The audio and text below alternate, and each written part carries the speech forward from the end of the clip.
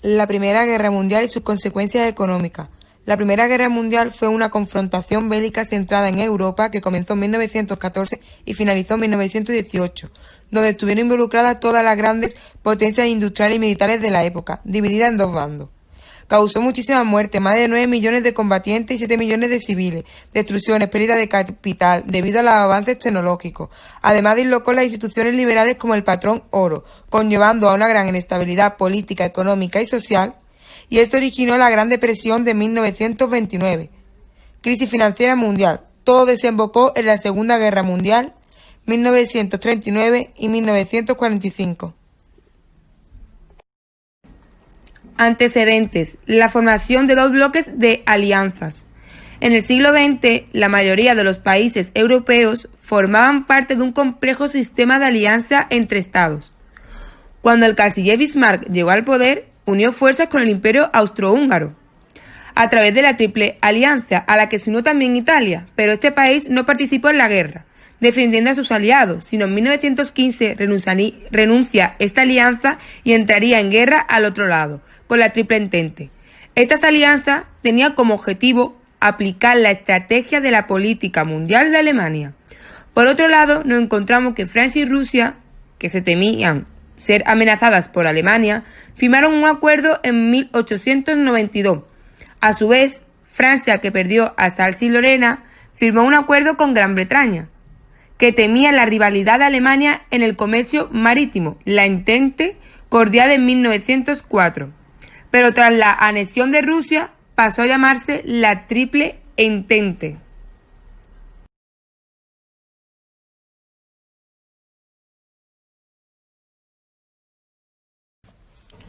Alemania rivalizaba con Francia y Gran Bretaña por el dominio de las colonias extraeuropeas y aspiraba a convertirse en una potencia colonial en África. Esto conllevó a mucho enfrentamiento.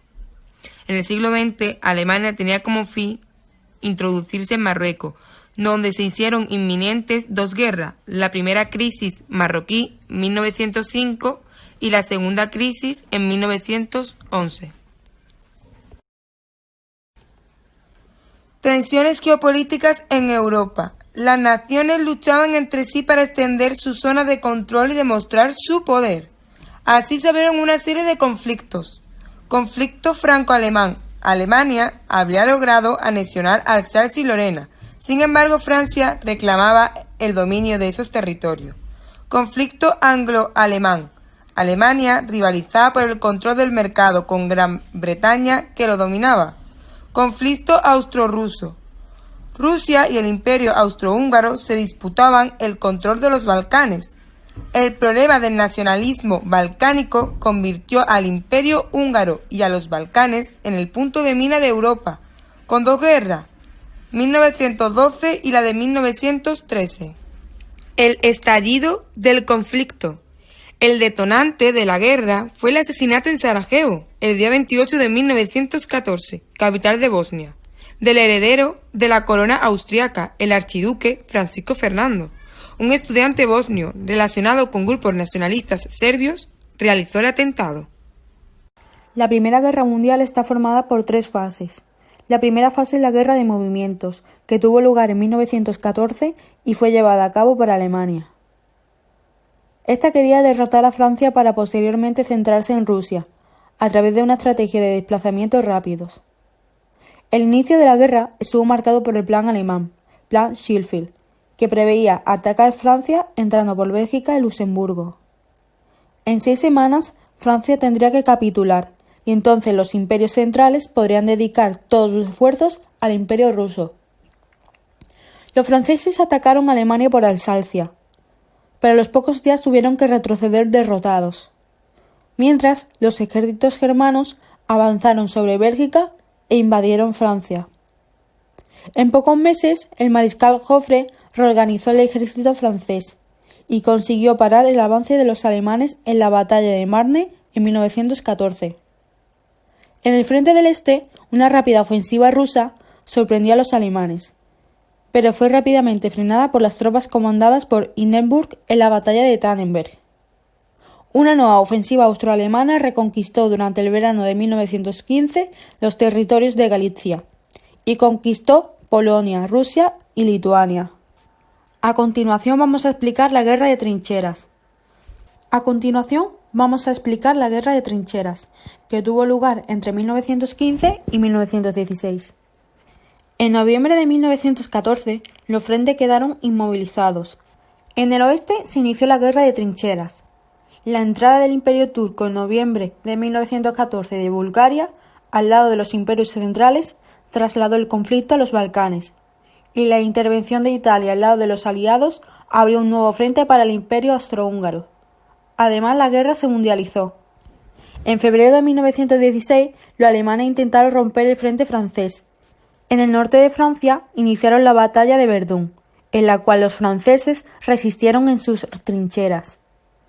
En julio, los aliados intentaron llevar a cabo una ofensiva en el río Somme, pero no tuvo éxito. La guerra se extendió también a los mares en la batalla de Jutlandia, en mayo de 1916. Nos situamos ahora en la última fase en la cual vamos a comentar desde la crisis de 1917 al armisticio. El año 1917 fue decisivo. Por un lado, los duros combates de la guerra de trincheras sembraron el desánimo entre todos los soldados. Por otro, el triunfo de una revolución en Rusia hizo que el país abandonase la contienda y firmase en marzo de 1918 el Tratado de Brest-Litovsk con Alemania. También Estados Unidos entró en la guerra como consecuencia del hundimiento de un barco estadounidense, el Lusitania. La incorporación de la potencia industrial estadounidense es lo que hizo que la guerra estuviera a favor de los aliados. En el año 1918 se produjo el desenlace del conflicto.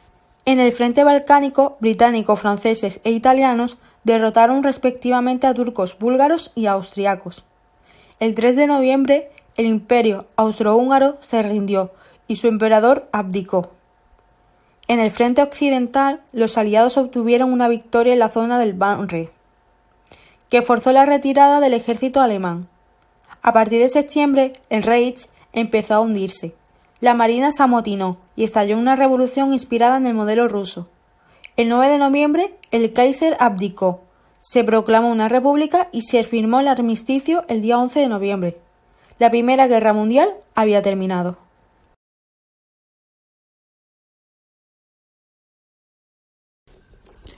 Costes financieros. Los gobiernos de las naciones reorganizaron la actividad económica y reasignaron los recursos con el fin de ganar la guerra a cualquier coste. Las industrias civiles se destinaron a la producción de armamento y el gasto público se disparó. Los ingresos financieros fueron insuficientes frente a los gastos bélicos, por lo que esto conllevó a la emisión masiva de deuda pública y a la creación de dinero. Tuvo ventajas positivas, sirvió como medio de pago, pero también desventajas, debido a que había mucho dinero en circulación. La inflación aumentó, se depreció el tipo de cambio y aumentó la oferta monetaria. La proporción entre la reserva de oro y el dinero en circulación cada vez era menor, por la salida de metales para saldar el déficit presupuestario. Desequilibrio comercial y deuda exterior. La reasignación de los recursos hacia la producción bélica, la dificultad de destrucción de la guerra, conllevó a la producción total disminuyera. A su vez disminuyó el payback, y esto explica cómo los trabajadores se fueron al ejército. Algunos países neutrales se encontraron obligados a suministrar materia prima, pero después por otra parte nos encontramos a Estados Unidos, que se convirtió en la potencia económica durante la Primera Guerra Mundial y el primer exportador mundial de bienes y el principal prestamista. Fin de la guerra. Los tratados de paz. Al terminar la guerra, se firmaron varios tratados de paz con cada uno de los países vencidos y vencedores, con excepción de Rusia, ya que había abandonado la guerra en 1917. Al conjunto de estos acuerdos se le conoce como la Paz de París.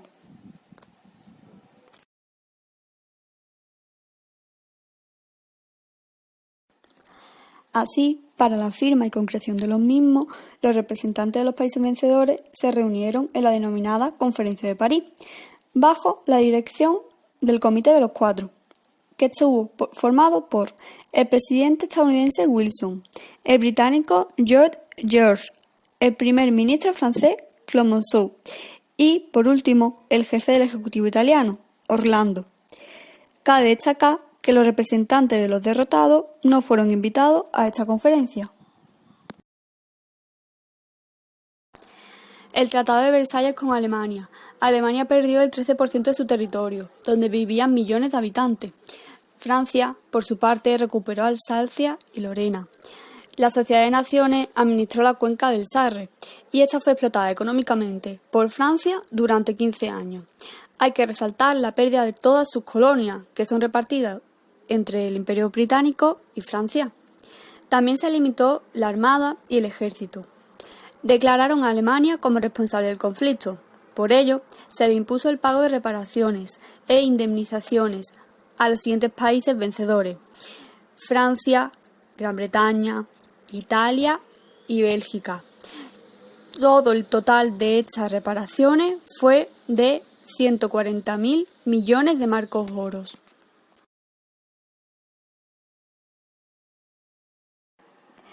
El Tratado de Saint-Germain con Austria y el Tratado de Trianon con Hungría fue el fin del Imperio Austrohúngaro. Así nació Austria, Hungría y Checoslovaquia. Además, se prohibió el Anschluss con Alemania. También en el Tratado de Neuilly con Bulgaria se reconoció el nuevo reino de Yugoslavia. Además, tuvo que pagar una indemnización de 400 millones de dólares y tuvo que reducir su ejército a 20.000 efectivos. ¿Cuáles fueron las consecuencias económicas? Los campos de cultivo, la red de ferrocarriles, puentes, carreteras, puertos, personas, barcos, fábricas, maquinaria, ciudades, pueblos, todo ello fue arrasado, totalmente destruido, no quedó nada, solo cenizas. La superproducción durante la guerra había disparado los niveles de producción en las industrias. Se consideraron una estrategia militar. Debido a que las industrias habían estado destinadas durante los años de la guerra a la producción, para esta, el proceso de vuelta a la normalidad muy lento y se vio entorpecido por una crisis. Además, hubo pérdida de bienes y de capital, que paralizó la inversión productiva.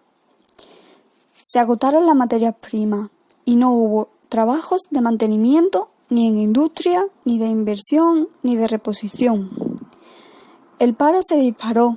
Los gobiernos se encontraban con el problema de la protección social, ya que quedaron muchos huérfanos, viudas, personas sin hogares, y la fragmentación de países ocasionó nuevas aduanas, nuevas monedas, nuevas legislaciones. En definitiva, durante los años de posguerra, los países europeos tuvieron que luchar contra una fuerte inflación, desempleo, crisis, disminución de la producción industrial, reestructuración de la industria, depreciación de sus monedas, etc.